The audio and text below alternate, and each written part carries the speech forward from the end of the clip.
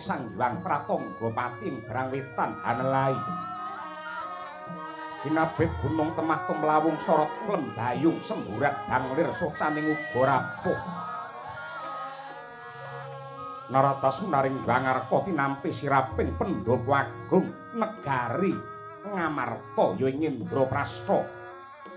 Ya sinebat Mbatana Kawarsa.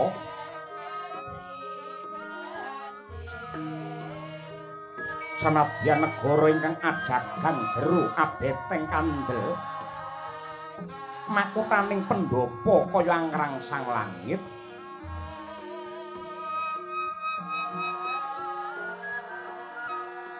parandene suda ngengungi ilang wibawane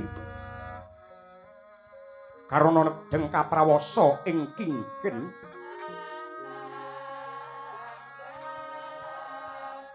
srengenge manjer tengangi bawa benter weh prabawa goreh rongeh awit negari Ngamarta ingkang wis koncatan tentrem.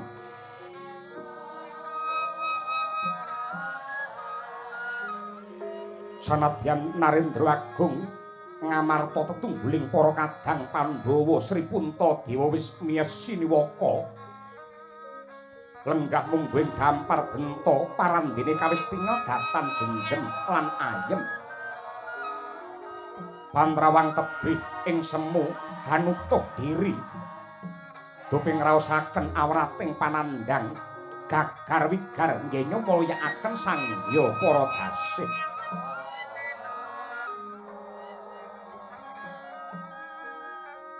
Mangkono tanggap ing sasmita kadang panenggak Pandhawa satriya ing Jodipati Raden Werkudara Yaryasena sigra mangarsa minggah wonten setinggil Binatarata datan kantun panengahing Pandhawa satriya ing Madukara Raden Harjuna Dananjaya Janaka Raden Permadi ugi wis mangarsa.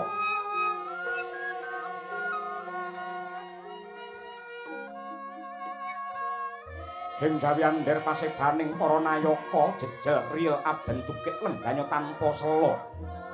Pinandhikan dening satriya kembar kemanikan ijil saking Sawojajar lan Bumiratawu nenggih Raden Nakula miwah Raden Sadewa.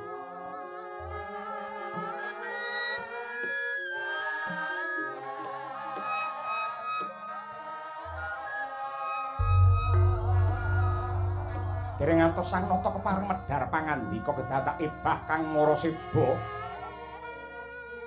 Dinerka Sang Hyang Bathara Wisnu Ijawantah nanging bareng den telingake tetonge glo tanpa warana Narendra Agung ing Ndorowati Sri Bathara Kresna Danardana Wisnu Murti Narayana. Mangkono Nyang Maraseba biya piyak nganan sarta ngiring satemah dadi lulus Raharja laju lampahe wong agung Ndorowati.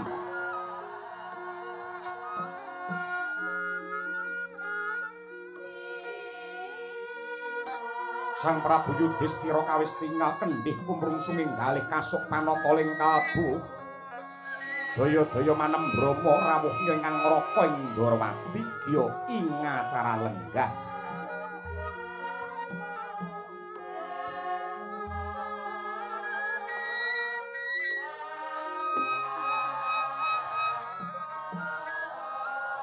Sanadyan nalika semanten Sri Puntadewa kawis tinggal peteng jagate samangke kaya antuk trontong ing pepadang darbe kapitayan lamun to praptane Narendra Ndorowati ingkang mangka dadi socaning ratabaring jagat yekti badhe weh pepadang ngangkat dumateng panandang ingkang sinandang dening para warga ing negari Ngamarta ya ing Cintakapura.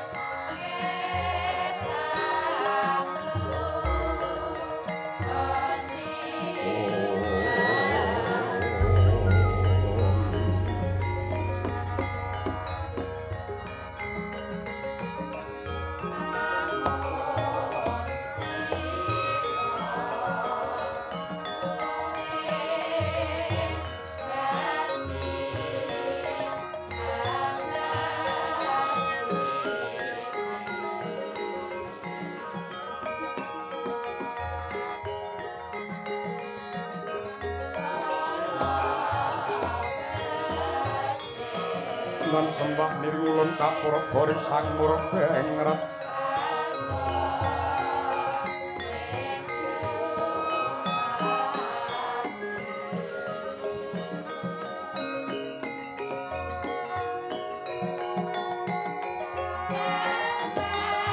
sahanane kang yan kanang sing tasih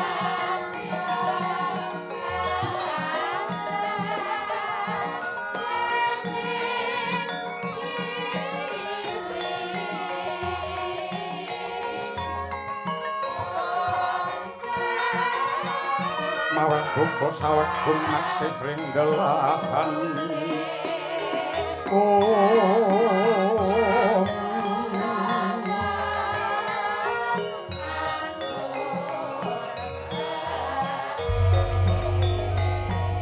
Yan kanang memujueng wong